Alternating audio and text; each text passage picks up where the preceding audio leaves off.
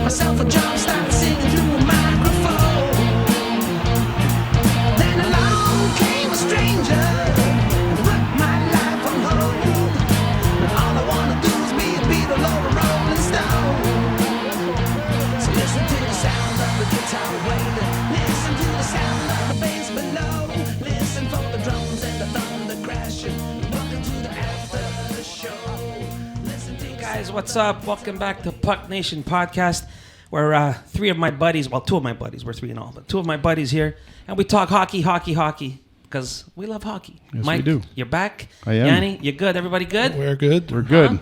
Tonight, It's a big one. It's a big one tonight. Special one. A special one tonight. Yeah, we have a special guest tonight that's going to join us in a few minutes.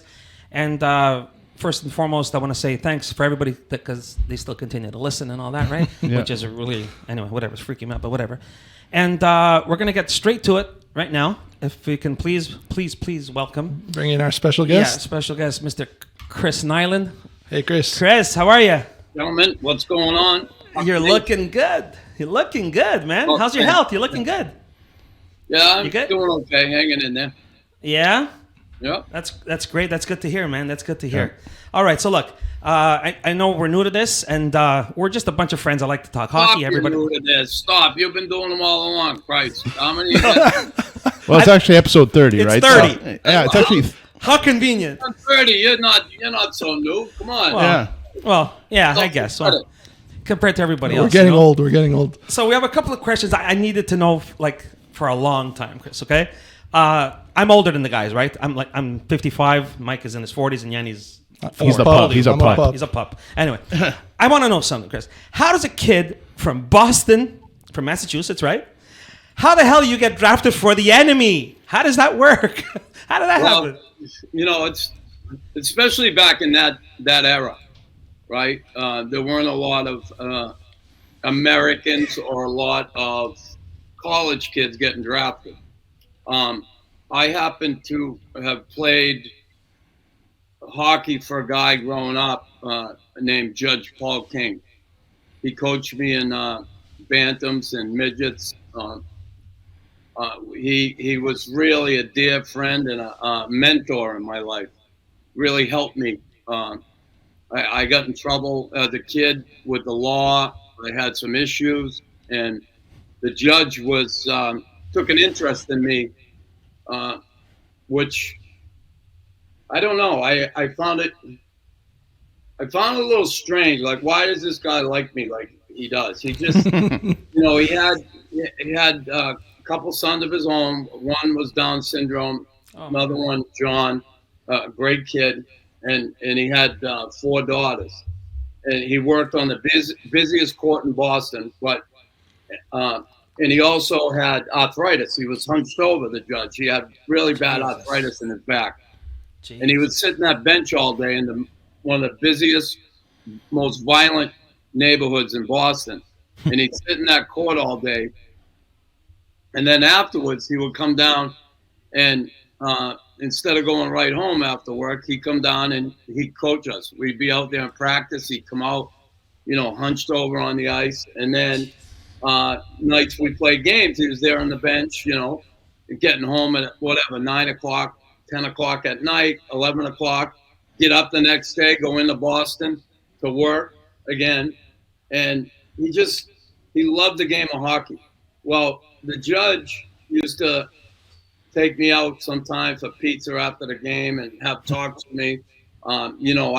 He was aware of my issues off the ice, the trouble I got in. I got in trouble in his court one time, and it was a really bad episode.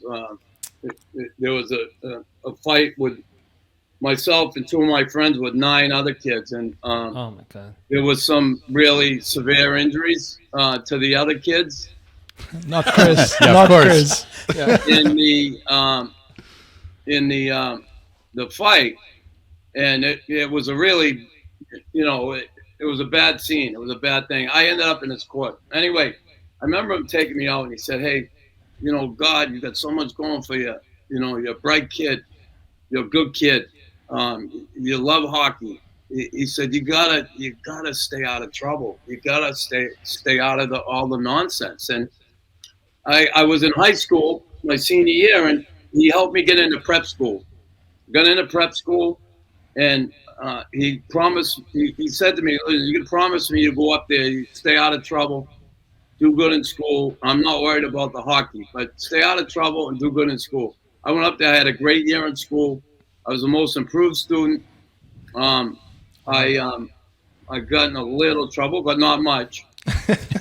And he ended up having Fernie Flaman, who he was friends with, former Boston Bruin, come and see me play. Well, I got a scholarship to Northeastern Awesome. University, where Fernie was coaching, and that was because of the judge. Well, when I was at Northeastern, I was there, and in my second year. And it's weird. The judge always talked about the Montreal Canadiens when we go out for pizza. And I mean, come on, I like the Canadiens so much. I'm a Bruins fan. Well, he was very good friends with Dickie Moore and Doug Howard. Oh, There you go. Wow. Little did I know.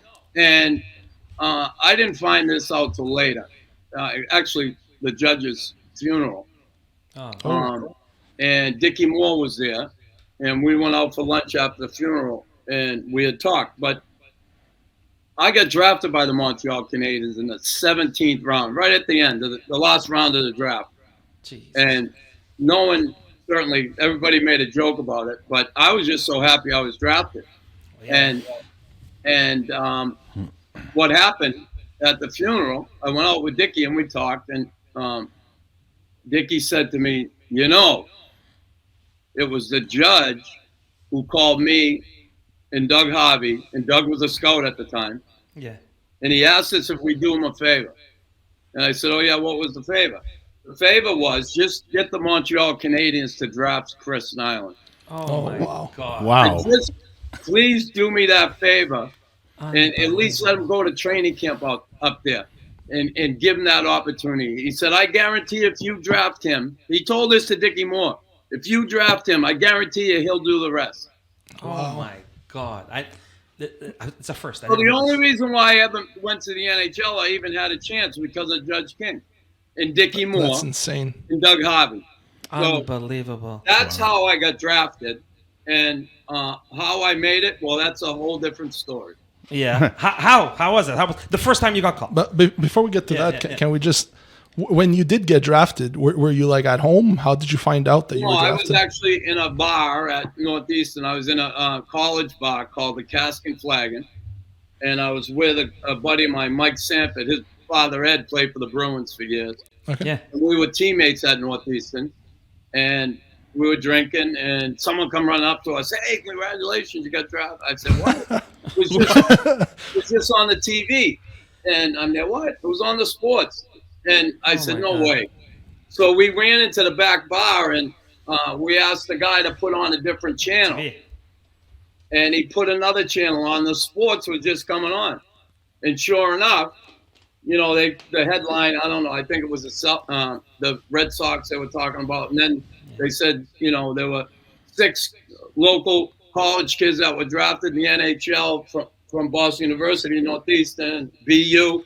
Yeah. And they named the 6 of us, and I was one of them. Said Montreal drafted Chris Nilan in 17th round. Man, no way. Yeah, it was unbelievable. Were you happy? Were you happy?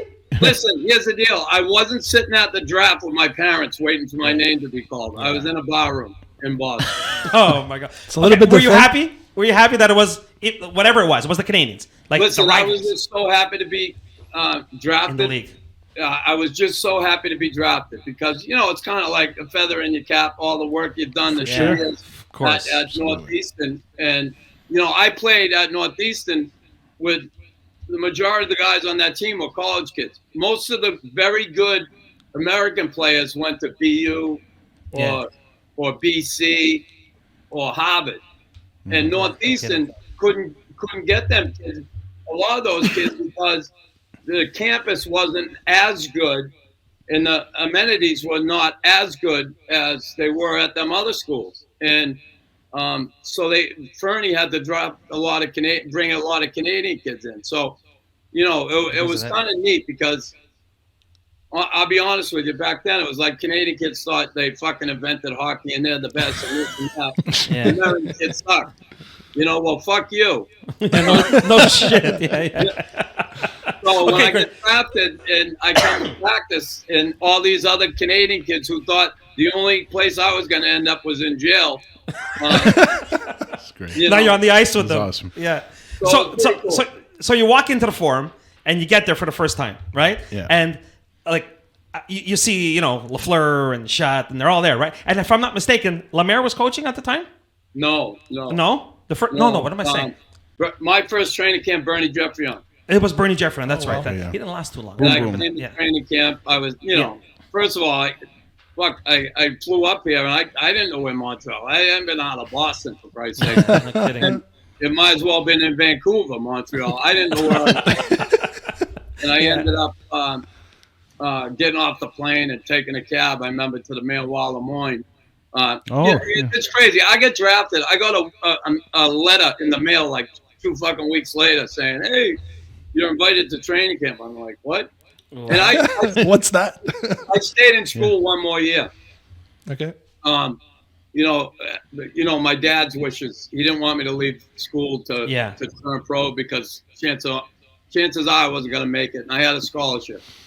And I stayed one more year, and then I came. So I came 79, 80 was my first year. 79, 80. I came in 78. But, Oh, wow. yeah, and I was kind of bummed out I didn't because they won the cup again. They won. Yeah, they won. 4th in a row. And then I figured my first year I'm going to win 5 in a row, right? And anyway, I came here. All the signs are in French. I didn't know much. I had American money. I had American money. I'm like, yeah, take it. Everybody's saying, "What are you, nuts? Fucking change it." I'm like, I don't care. It's worth 4 times what it's worth. Yeah, exactly. Don't worry about it. You'll be a millionaire. Anyway, my first camp, I went there, and I was intimidated. I was, I went out and did my best. I tried to play the body and get physical. I wasn't going in mind, I'm going to be a fighter. I just wanted to get someone's attention. And, I hit a couple guys. I remember I hit Gil, and then Steve Shutt slashed me, and I slashed him back, but we never played. Wow. And You hit LaPointe? yeah. And Wow. Bert Templeton was brought in that season because the Voyageurs, Yeah. the previous year, got their ass kicked by the Maine Mariners, who was Philly's farm team. Yeah. Right. So they made a concentrated effort to have a tougher team. Bert Templeton was the coach who was the coach of Team Canada that junior year when they had that big brawl in Pistony in Russia. Remember the Yes. Totally With the remember. lights there? Bert. Yeah. And Oh, that wow. was Bert. And Bert was known as, people called him a goon coach. He liked fighters. Oh. He always had tough teams. He always made sure they went out and beat people up.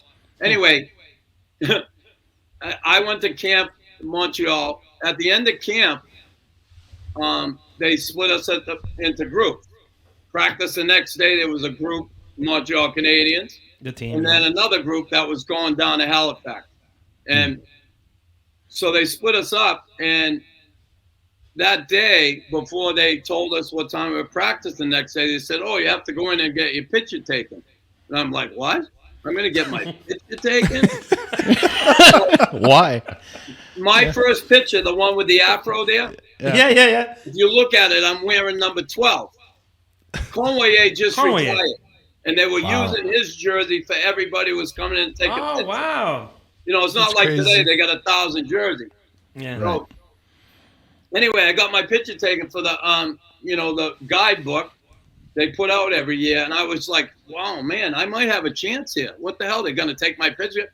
I'm thinking, what do they give a shit? It's just another picture in a roll of film. Yeah. A roll. It was a roll. Yanni, you're too young. I know. It used to be like a roll in the I camera. got to Yeah. see that. Don't worry. yeah. I'm not that young. Oh, it's So crazy, I went down to Halifax, had a decent training camp, and the season was about to start. I had one fight in training camp that I did really good in. I fought a guy named Bam Bam Belanger, and Don't know him. I had it out on the bench with another kid, Dave Allison.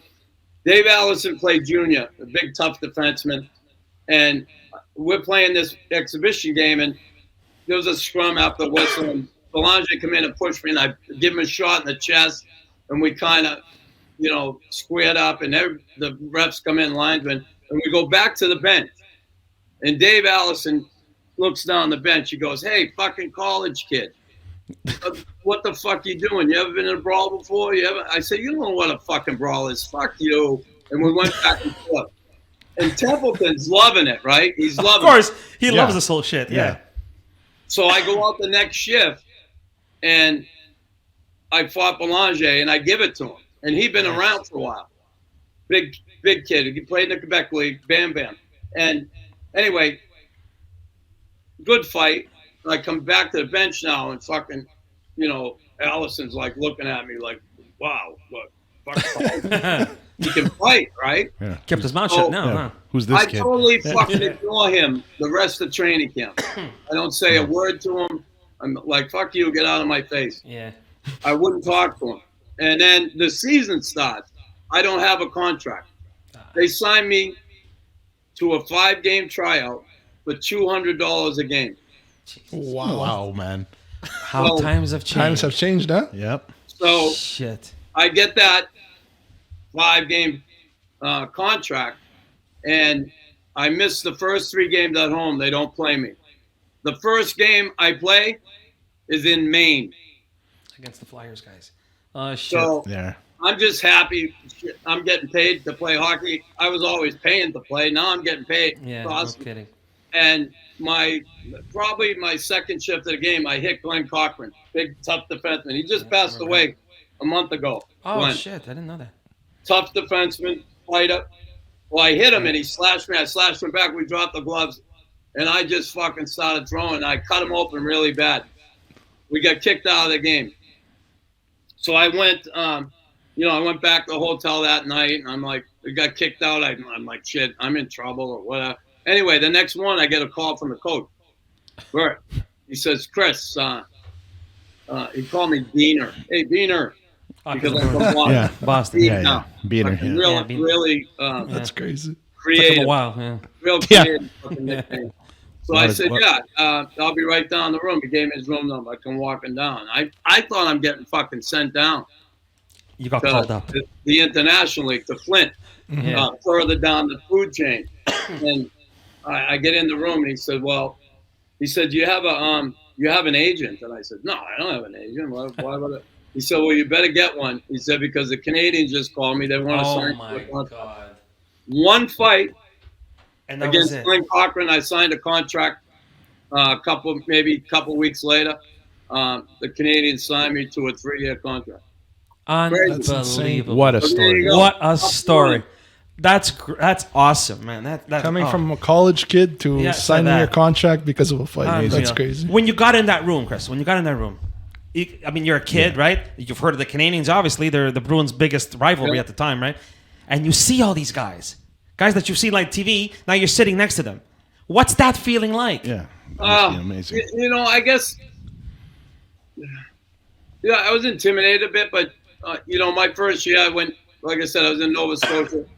I fought every night. After I fought Glenn Cochran, everybody wanted to fight me. Right? Obviously. Yeah. That's how that, Kind of like that Jack Jack Eye treatment, right? I That's played pretty much what it is. 49 games down there, and I had 15 goals and 10 assists. So I had 25. I had a point every 2 games, and I had 304 minutes in penalties. Fought every night. And I got called up to the Canadiens in January in Atlanta. Bob Gainey was hurt, and Guy Lafleur was hurt. And wow. I got called up. Jeffrey Young got fired, and Claude Ruel came in. Ruel, and Claude yes. right away. So that was my man. That man loved me like the judge. Everybody says that. Everybody says that. He was such a beautiful human being. The best. Really, huh? I absolutely loved him. One of my favorite. Two of the best coaches I ever had were Claude and Jacques Lemaire. Jacques Lemaire. I was going to ask you about him later. I will ask you about him later. Yeah. Okay, so here's my thing, okay? Now, you get drafted to the Canadiens, whatever. First time you go to the Gardens. In a Habs uniform. In a Habs uniform. Now what?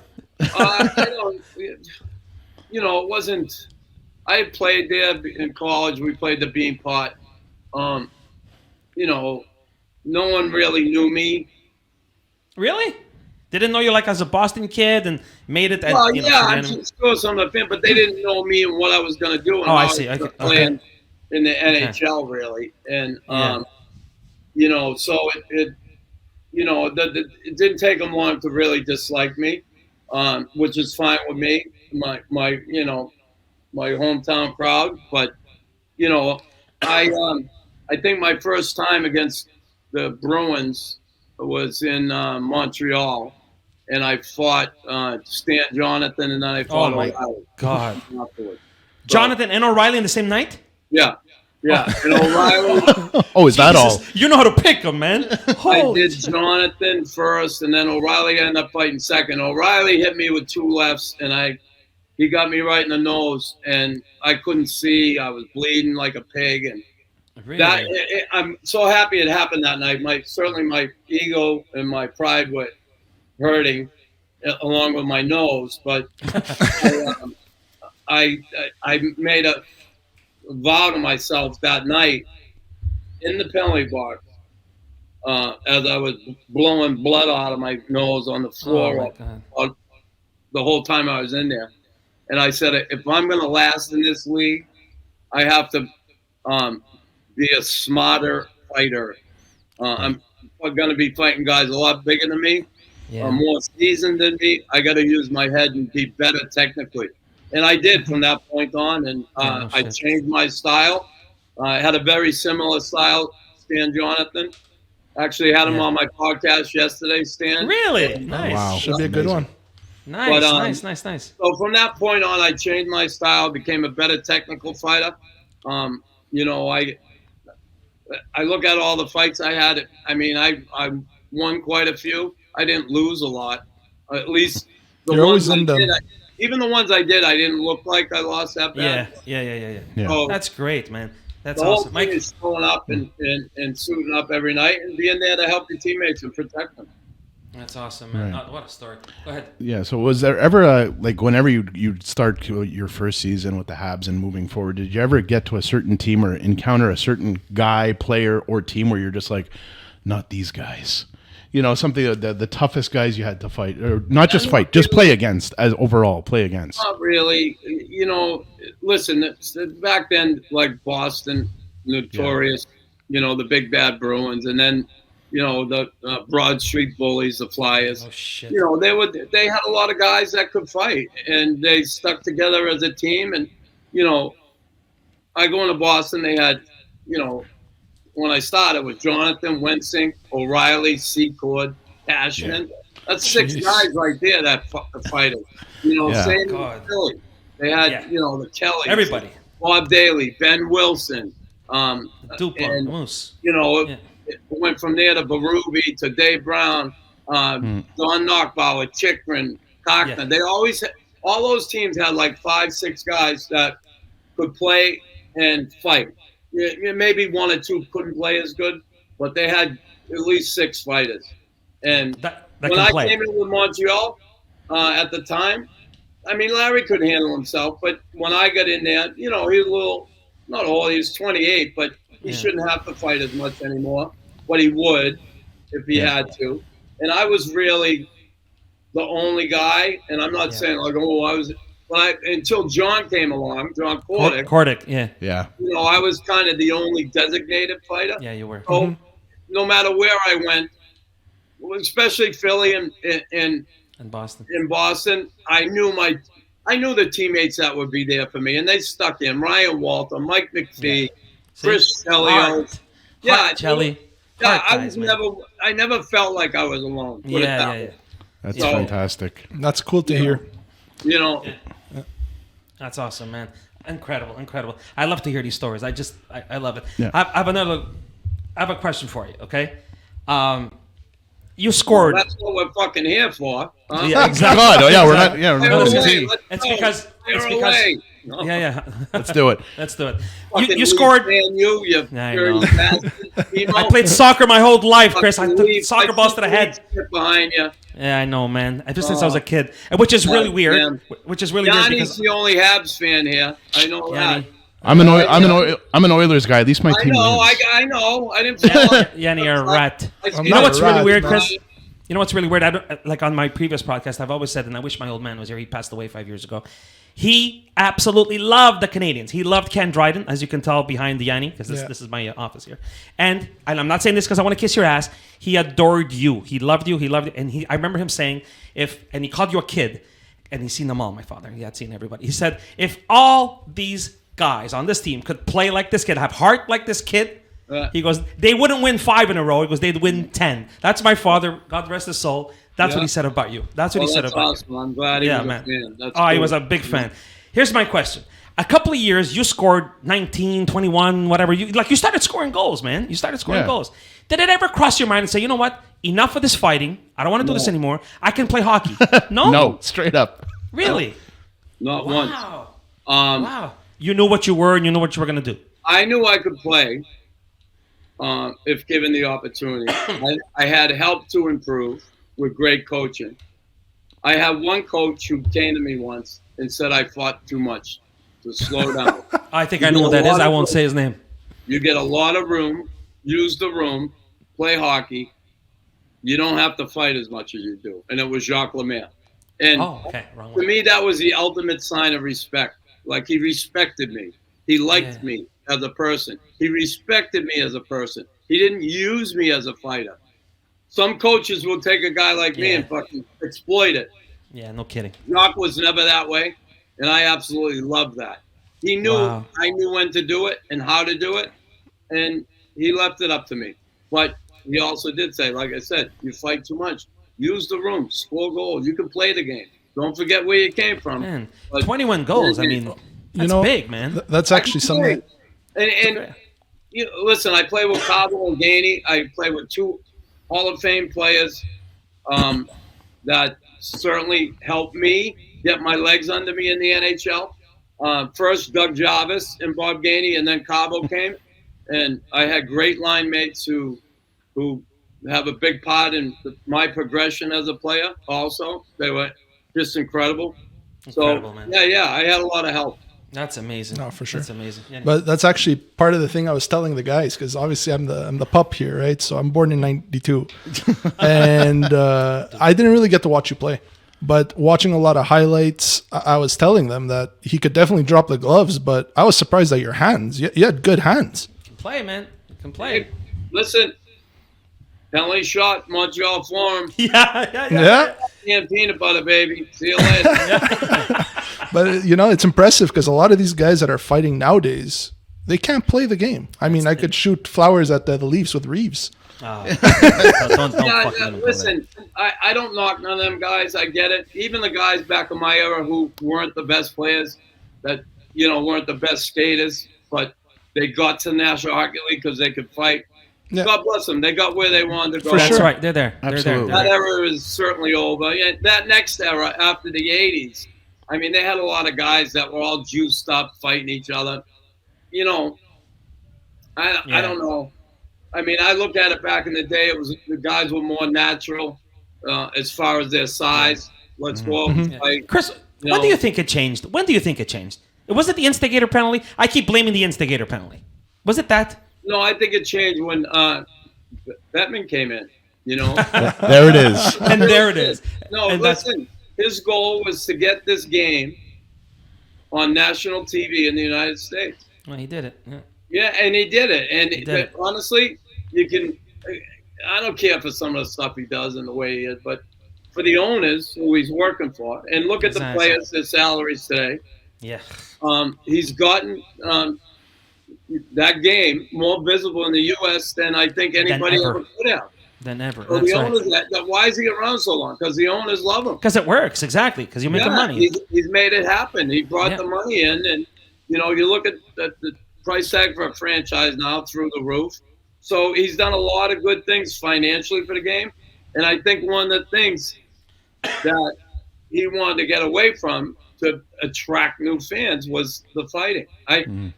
Listen, I don't know if they'll ever take it totally out, but because I think they'll leave it open for the, two guys. Say Nick Suzuki gets pissed off at somebody one night. They're after each other, and they finally say, "Screw it, we just want to settle this," and they drop the glove. Great, but I think it's gotten to the point where the fight, the guy who can fight and play, man, I don't know. You don't see many. Tom Wilson. I was just going to say Tom Wilson. Reeves, he get up in the ice, but he ain't the best player. But he's still out there. I'm telling you, you serve notice when he's on the ice or he's in the lineup. Other teams a little less probably, at liberty. Free. Liberty free. Yeah. Than some of the better players. So, there's still some value in that, I believe. Abijah guy here in Montreal. Oh my God, Yeah, man, I love that. I love that kid.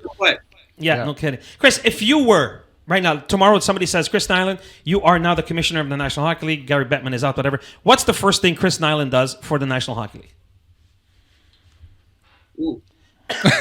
Sorry, I didn't mean to stump you. No, you're not stumping me. I think here's what I do. I'd say screw all he is. I'm putting the red line back in. Thank you. Oh, Thank you. Look at that. Thank you. Yeah. Thank you.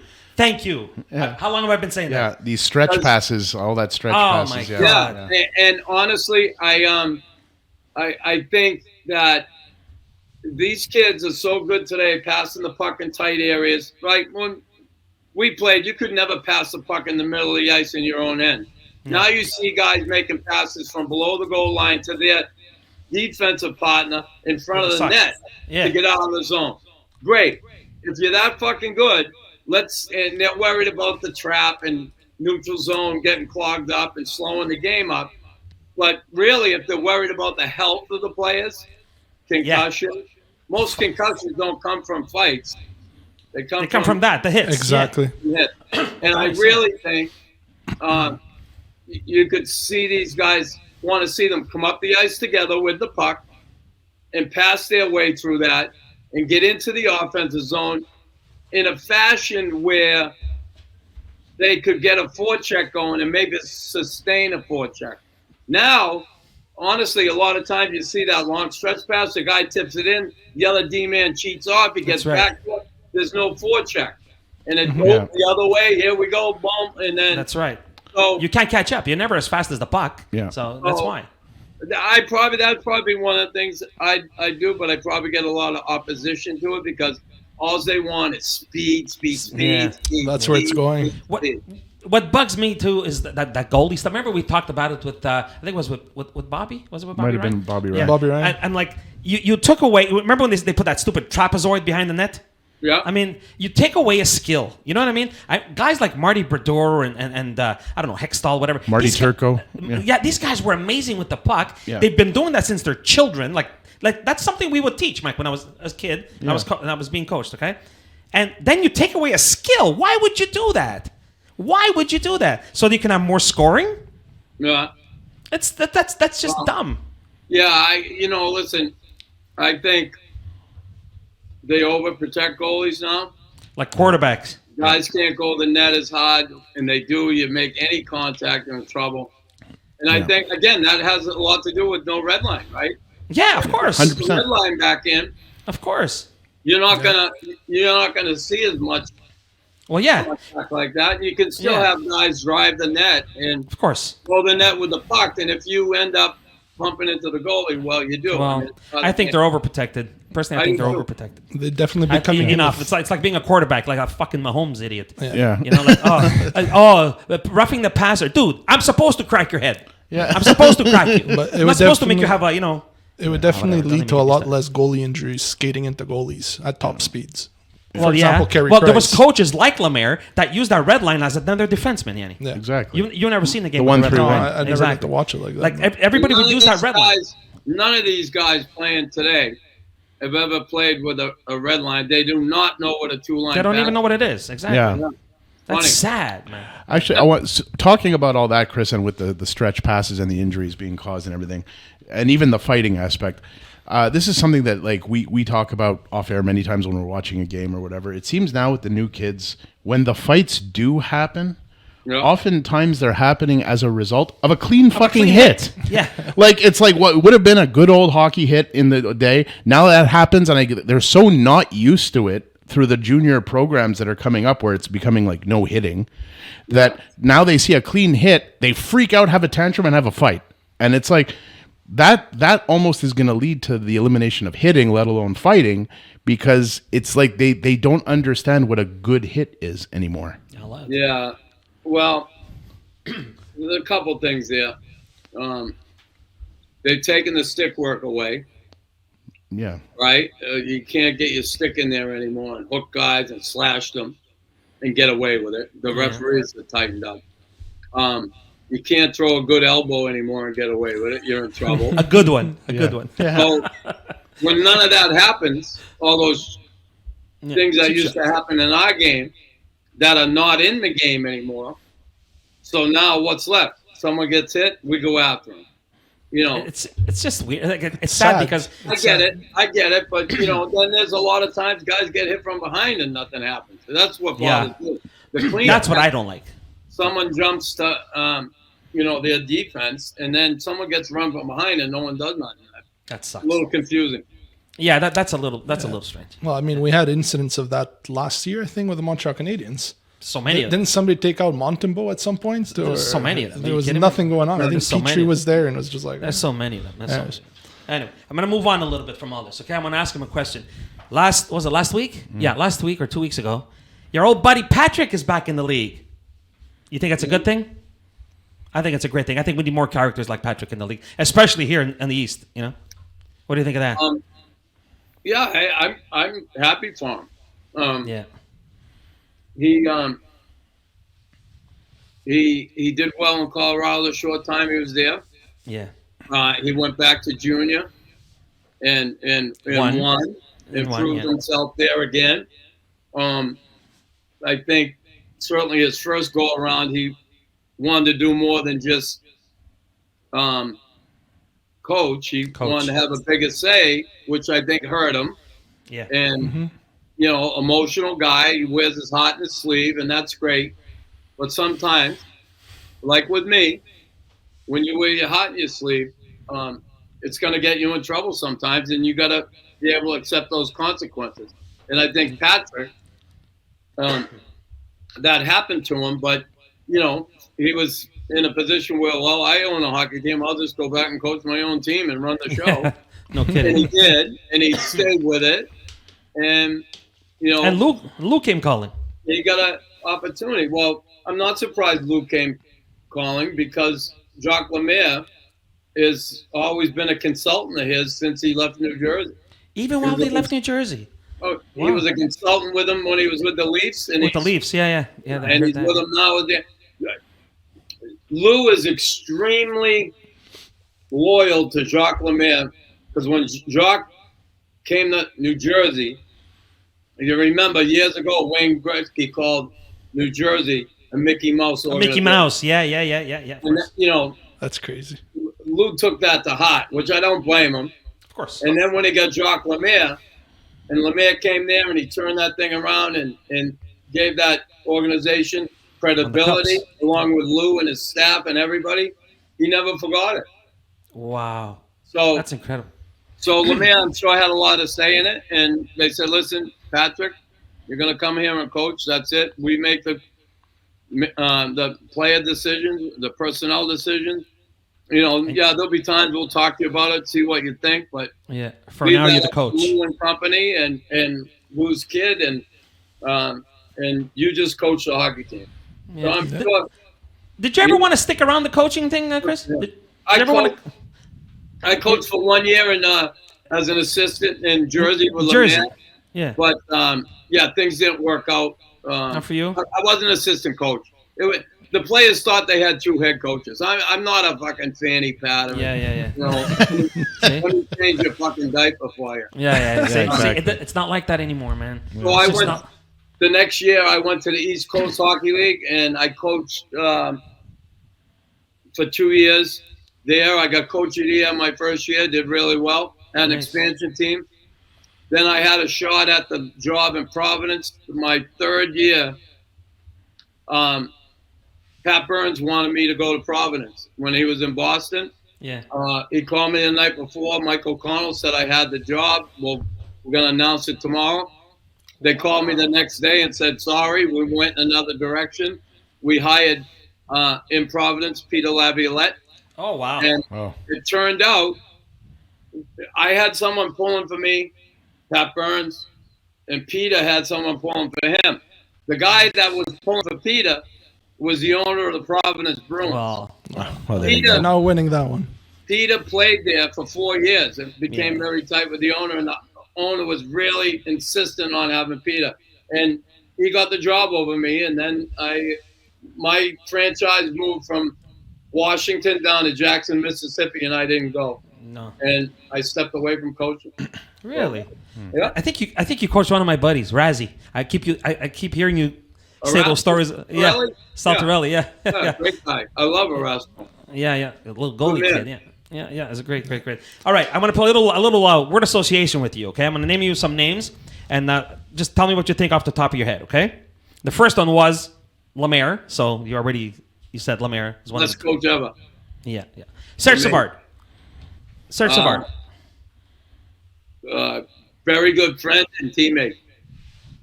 Lafleur.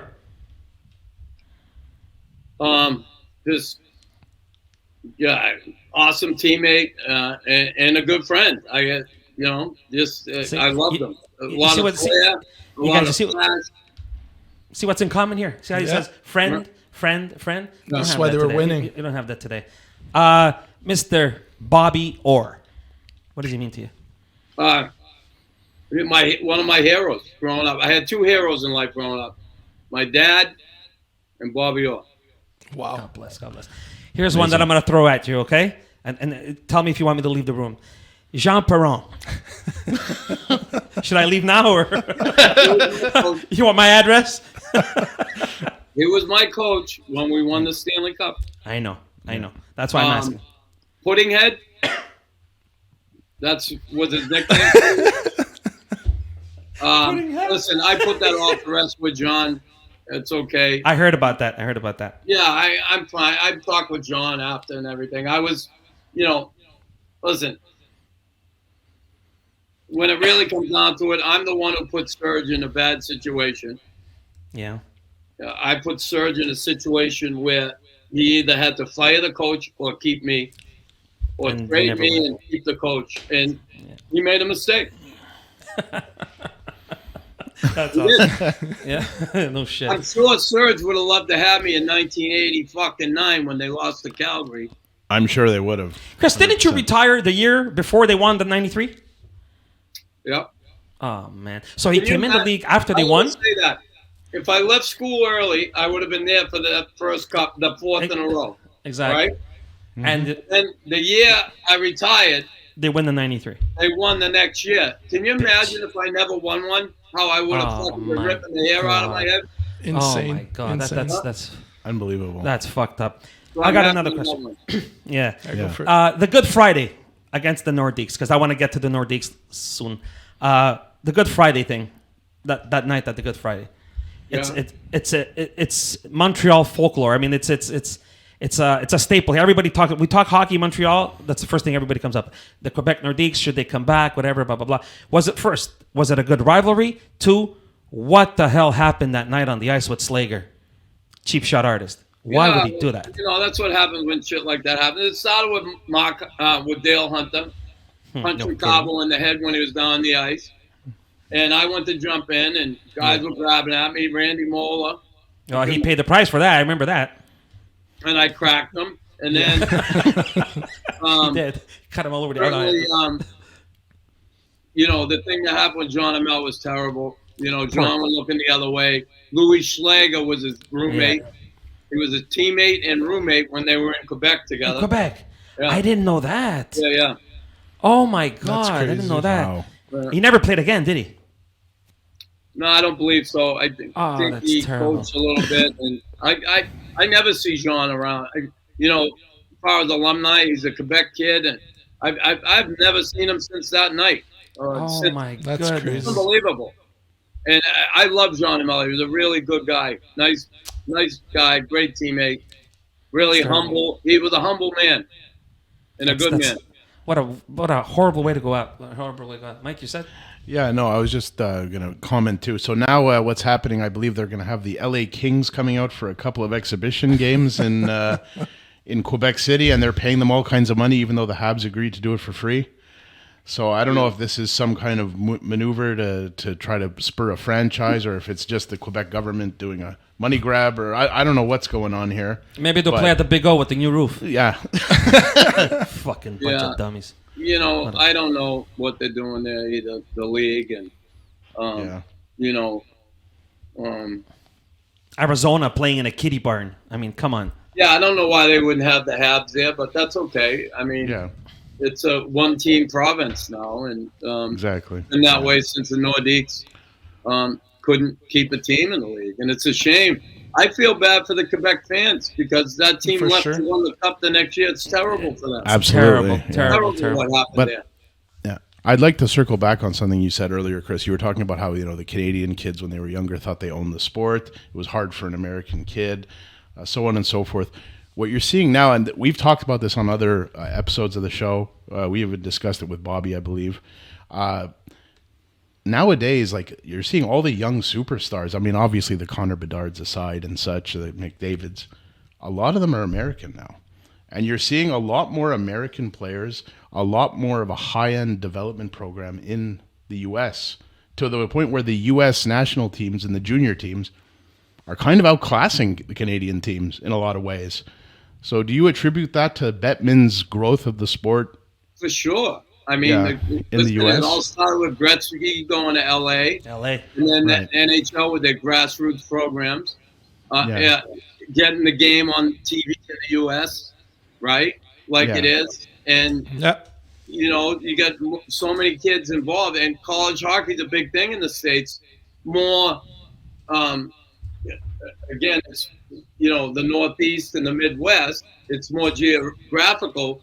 It's not the whole country, but there's still a whole lot of kids to choose from. And when you think the best American player right now grew up in the fucking desert, I mean, come on. That's insane. It's crazy. Yeah. That's insane. But it's just amazing how you look and you see Matthews, you see the Kachuk brothers, you see Zegras, you see Caulfield, you see all these guys, like the list goes on, Hellebuck, Hughes, the Hughes brothers. The amount of American elite talent is really quite something. And it's to the point where I'm almost thinking the handing it depth to is us. getting more so than the Canadians players. Now you have like the one or two token superstars on Canada, but the American team is super deep with just quality players. Again, I think it has a lot to do with their development program. They do a hell of a job.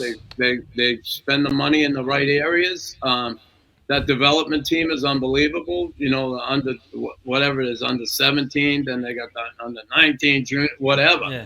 Like they really, they put their resources into that. They have, they have money behind them, and you're able to spend money on that kids in development. It's a good thing. I'm glad the U.S. is, starting to put more players out, and not just players, like really good players. And that's a good thing. It's a good thing for the game because, listen, 32 fucking teams in this league. And they're looking at 34, right? Yeah. Yeah. Where are the, you're getting players from all over the world, but still, you got to have, to be able to have quality from, the top of the lineup to down the bottom of the lineup is not an easy thing to do, even with the number of players. So, Absolutely. Salary cap's one thing, but still, even if you could spend all the money in the world on them, doesn't mean you get all the talent. So Yeah. Yianni? Well, now that we're talking about salary cap, you segued right into it. Yeah, segue. I was going to talk about what do you think about the current state of the Montreal Canadiens with the new management and the new coaching? I think they're onto something new that is attracting a lot of possible free agents in the future to come here. well, if you want to square the Canadians away, you got to get a guy from Boston to fucking do it, right? Jeff Gordon. Jeff Gordon, Yeah, exactly. Absolutely. You know, who would have Mike. thunk, right? You got a Boston guy running the fucking show here. I love it. See, I Who would've think thunk it? they learned from the Knuckles era. See, what did they say? The history repeats itself somehow, Yeah, right? yeah. No, Jeff Gordon's a smart hockey man. Worked his way up. He did a hell of a job in Boston. Interim GM. Yeah. You know, drafted Marchand, Kessel. It's crazy. Who the hell else? They drafted. Bergeron? Who the hell? And they got rid of him. Yeah, Kessel. Drafted Kessel. him. Marchand. Who else? Was Blake Wheeler, right? I think it was Blake Wheeler too. Was it? No, I don't and remember. then he brought Chara in. Oh. Like Yep. the kid, he did incredible stuff there in the short time he was interim manager, and they gave the job to Chiarelli, Yeah. and then He won. He won. he ended up saying "see you later," and he went to. He started there as a stat guy, and then Wow. he went to New York, and he worked his ass off in New York, and he worked his way up in New York, And and he he did- got there, and Built a hell of a team there too. He left that organization in really good shape. So Yeah. bring him in here. I like what him and Ken Hughes have done. I mean, if you're going to rebuild a team and an organization, it's going to take time. And I think the fan base knows that. They've accepted that. But, you know, you just look at Monahan deal. You know, people saying, why didn't they wait close to the deadline? They would have got more. They already got No. a Draft picks. taking them. Got a first rounder, of course. And, well, they got a first round to take when they Taking took him, yeah, of course. and then letting them go. Here's the You got deal: another one. after the All-Star break, if he comes back and plays and gets hurt in the second or third game, you're done. You're screwed. Now Exactly. here they have that pick. They're stockpiling the picks again, and if you want to do this thing the right way, You got to do it that's that the way. way to do it. You got to pick the right players, and you know there's always going to be why'd you get this guy? Why'd you get that guy? And you know, Ryan Backer, everybody say, oh, they should have got whatever. These guys have a plan, and I like following it. So far. Fowler. It's gonna take time though. I honestly, someone asked me the other day, what do I think? And when are we going to see them being a contender? And I'm going to say another 5 years. Yeah, easily. They're missing. In my opinion, they're missing quite a bit for now. Another But 5 years, so they're really, hopefully within that time frame, they're going to start to really Unless be a team that contends. you pull off one of these shovel day off moves, and with 2 moves, he just rebuilt the Winnipeg Jets. Yeah. Pierre-Luc Dubois. Well, the Pierre-Luc Dubois thing. Oh, look at them. They're like second overall, third overall, whatever it is, right? Yeah, but that doesn't happen all the time. Those I know. That's what I'm saying. It's lucky like trades really lucky. I you mean, I gotta follow. do it the right way and build it,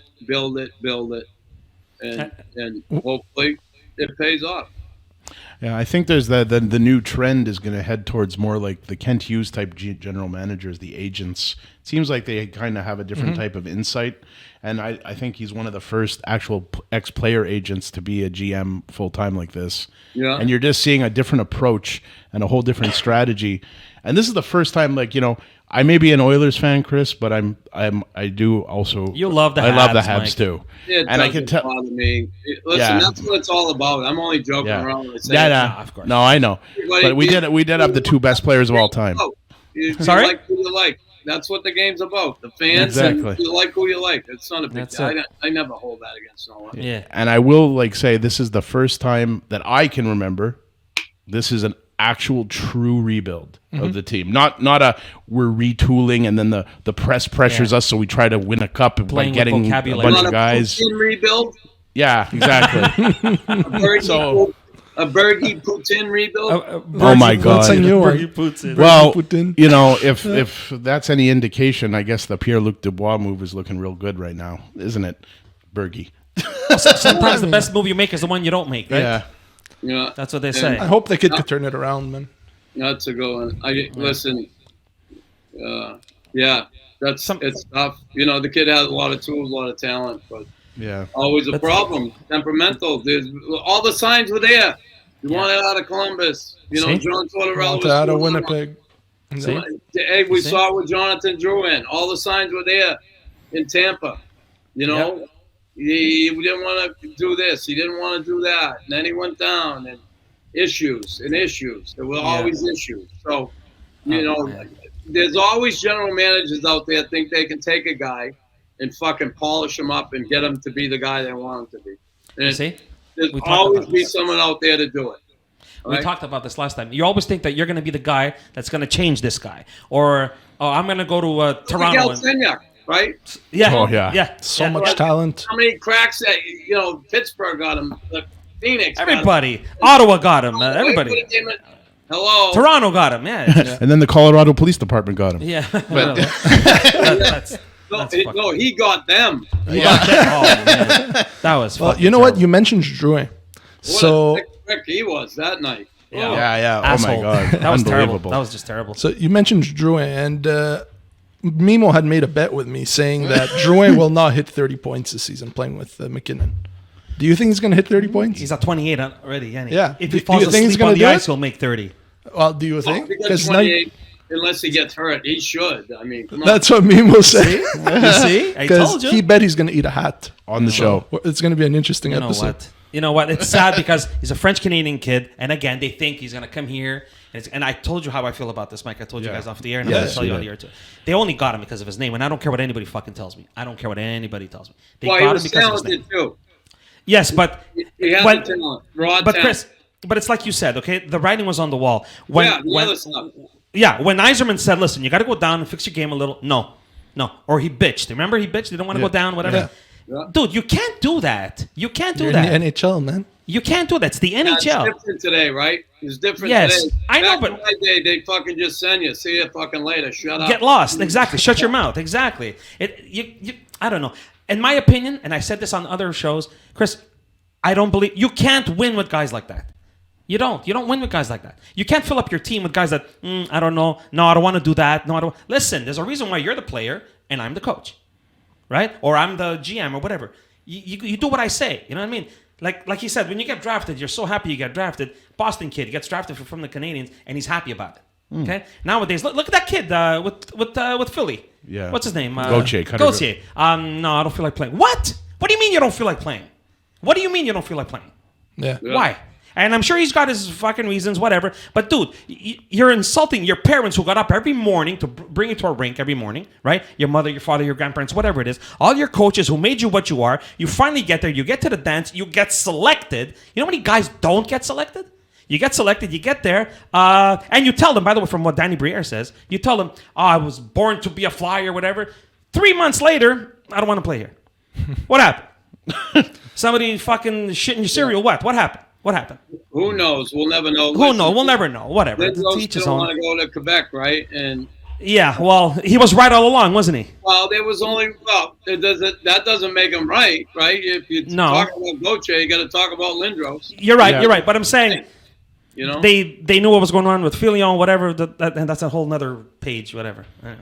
well, we Oh, don't know man. what this kid's reasons are either. Yeah, exactly. We don't Listen, know. I don't agree with it. You get drafted, you got to go where you go. Just but, go. Exactly. Yeah, he doesn't That- want to go, and he that's what I didn't. believe. He ain't. So, Listen, anyway.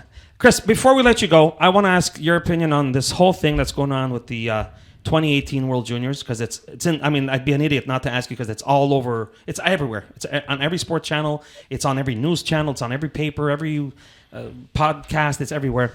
What do you think of this, man? yeah, it doesn't look good. You know, they certainly paid the girl to go away, basically. The hush And money.